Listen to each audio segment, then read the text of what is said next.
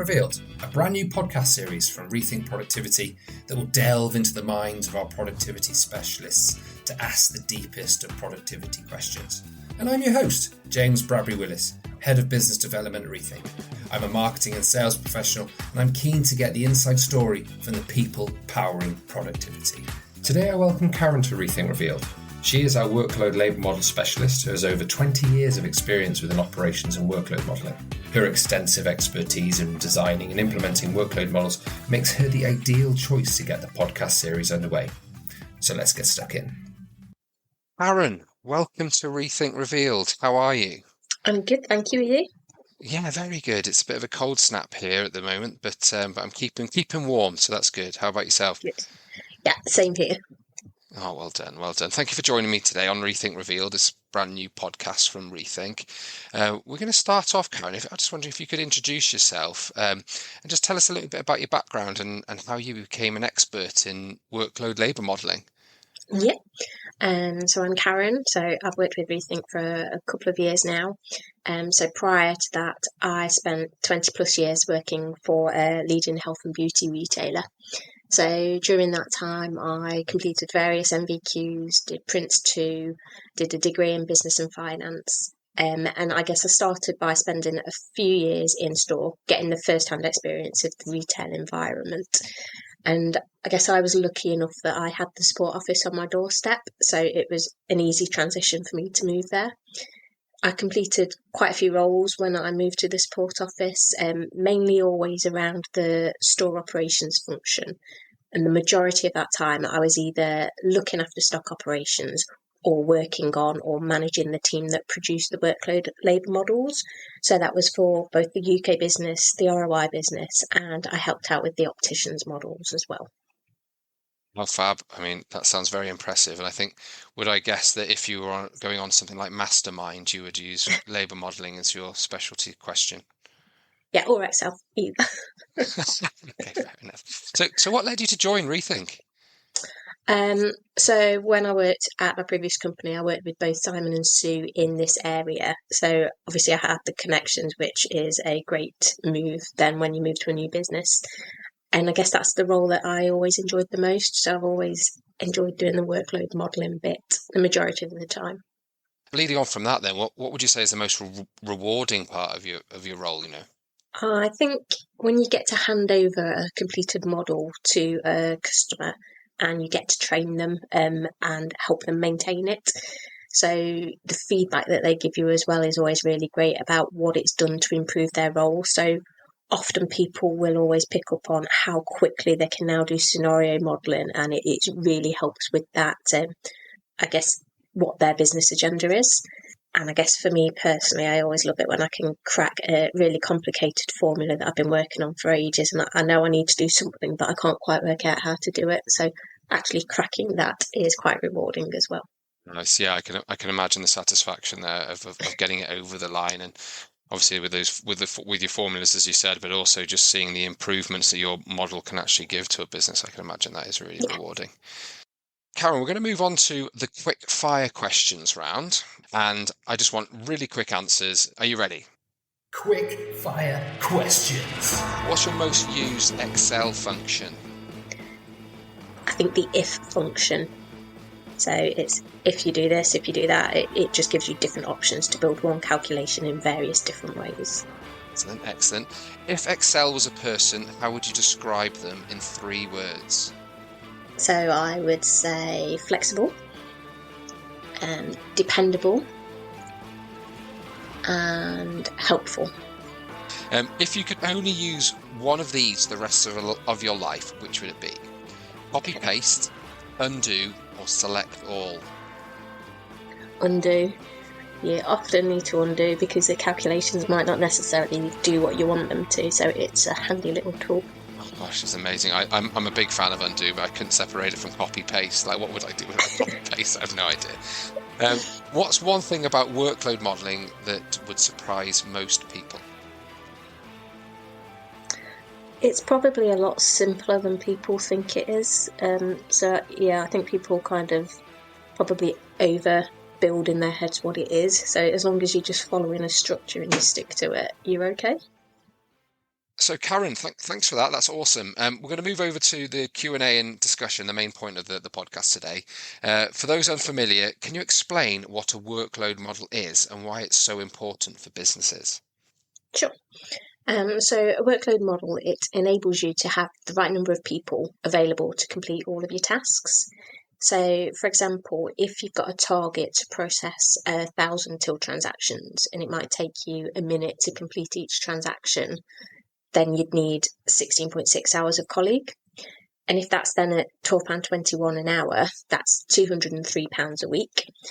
You'd then look at all of your add-ons. So a made-up number, if you need to add on 15% to cover things such as holidays and sickness, pension, NI, all of a sudden that's £234 a week that you'd need for that one activity.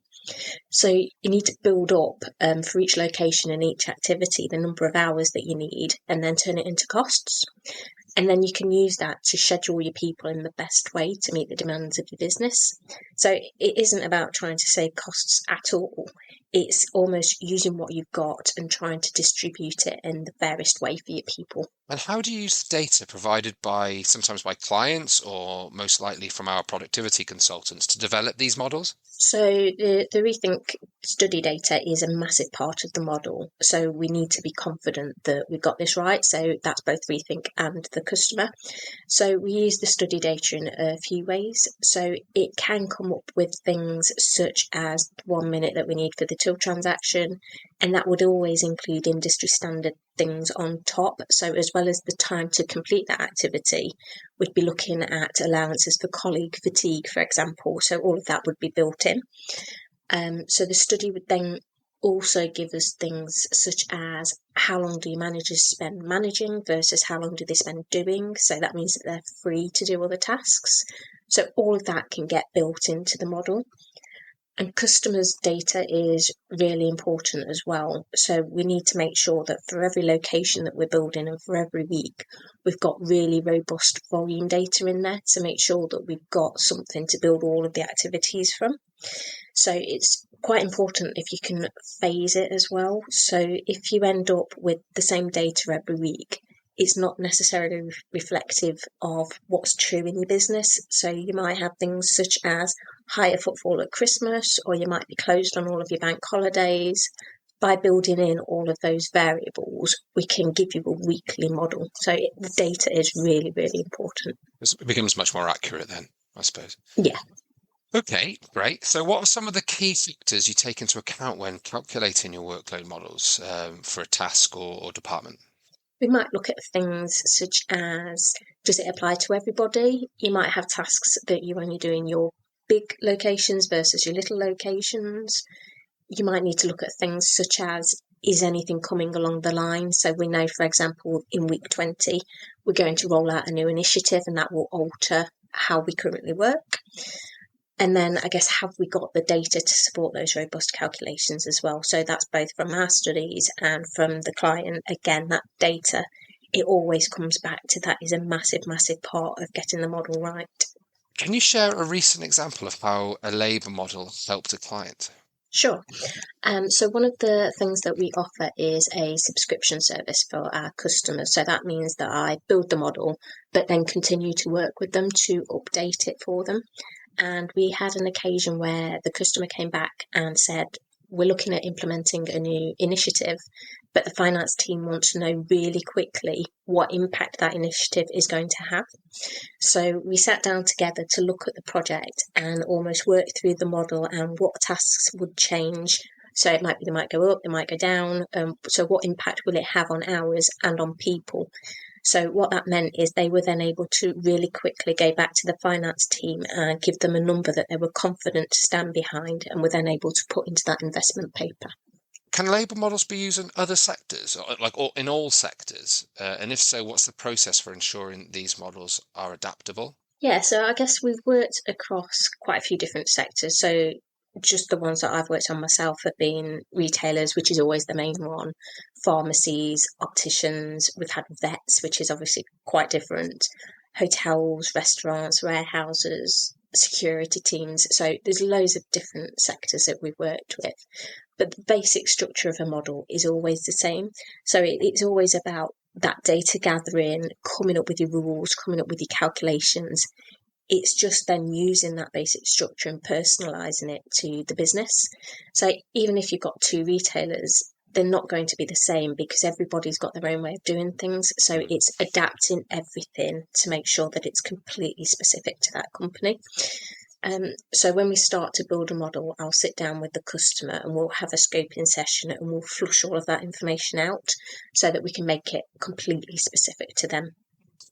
As you said before, although they follow the same principles, I like the fact that they might have the same structure, but you are taking every single individual business's in different nuances into account when building them. Yeah, you almost start from scratch every single time because you need to make it specific for that customer. So how does a workload labour model contribute to a company's overall productivity strategy? So the workload model should be a key contributor to the strategy. So you'll know what you need to deliver, and the model's a key part of how you're going to deliver it. So it will show you in real terms the labour hours and the costs that you need to complete everything that you're going to ask of your people. And if you can't afford it, you can always look at, well, where can we remove things? So how can we simplify things to remove cost? Or on the flip side, you might actually have money to invest. So where can you look for growth areas to put more money into your model? Yeah, that makes sense. So, Karen, you answered that fabulously. Thank you ever so much. We're gonna move into what I'm calling really originally top 3 tips. So, Karen, I'm just wondering if you'd be able to give us your top 3 tips for workload modelling, please. In 3. Make sure whoever manages your model is really confident in how it works and how they're going to maintain it. So if they haven't got that confidence and understand it fully, it almost gets forgotten really quickly because people find it easier to stick with what they know. In number 2. So make sure that your data is readily available. So it needs to be robust, and you need to make sure that you've agreed who's responsible for updating it at regular intervals. So it might mean that you need to schedule time in people's diaries so that they can get the data for you. I guess when you do get that data, you can't just load it. You need to validate it. So you need to be confident that that data is right. So you might find that when you look at it, you've got transmission failures, which have given you a few dodgy weeks with negative values or missing data. So you might need to sit and work through, make sure absolutely everything is spot on before you load it. And I guess as a side point, one thing that I always do is keep a log of where I've got the data from and what I've changed in it. Because a few months down the line, you are completely going to forget what you've loaded and why you changed what you changed. And number 1 tip. So just keep your model alive. So many people say they've got a model, but we don't really do anything with it. So it's a complete wasted opportunity for them. So if you know you're going to roll out coffee machines into your shops, well, have you considered how much workload that is for the colleague on the shop floor to maintain it, to clean it, and who's paying for that? So just make sure that it's in all of your conversations. So, Karen, with the launch of ReBudget, it'd be daft for us not to talk about it. And I know you've been heavily involved in the development of the system. So, can you tell me, what is ReBudget? Yeah, sure. So I guess for years now, we've been offering our workload labour model in Excel only. So now what we're working on is a software as a service solution. So it'll be cloud-based, and that is ReBudget. So it will basically give our customers the ability to have 2 workload labour model solutions that they can choose from and pick the one that greater suits their needs. Okay, so how does ReBudget help businesses manage their workload labour models? So ReBudget will give you a basic template and it will help you walk through each build stage. So we'll start to build up the requirements, which will create your budget. So, for example, we'll set up your calendar, we'll put in the first day of your model and the last day. Do you want a daily version or a weekly version? And it will walk us through all of those stages until we've got all of the requirements and all of the data that we need. And then we'll start to work through all of the calculations. So it will take you through step by step and give you the budget at the end of it. And it'll have different user authorization levels within it as well. So that might mean that I can create the budget and then I could send it to you, James, to almost review it and feedback. And I can then either build your changes in or reject them. So it gives us that greater flexibility to work how you want to work. And it will be able to feed through to any workforce management solution as the Excel one does now as well. Okay, great. How does ReBudget offline compare with ReBudget online, and which version is best suited for different businesses' needs? Well, I guess both are amazing solutions worth exploring, and both will give your business massive benefits. So it's what works for you. So the Excel version is obviously tried and tested. It's quick to use, and being in Excel, it means you can adapt the model to include whatever you want it to, and you can almost make the look and feel more specific for you as well. So the online ReBudget solution, being a software solution, it will have a bit more of the professional look and feel about it because it is that software solution. And it will come with a little bit less flexibility for that reason, but it's one that we can almost develop as we go and as users give us more insights into it. So it's got that greater level of security, which will obviously be big news for the IT teams. They will obviously prefer that greater level of security.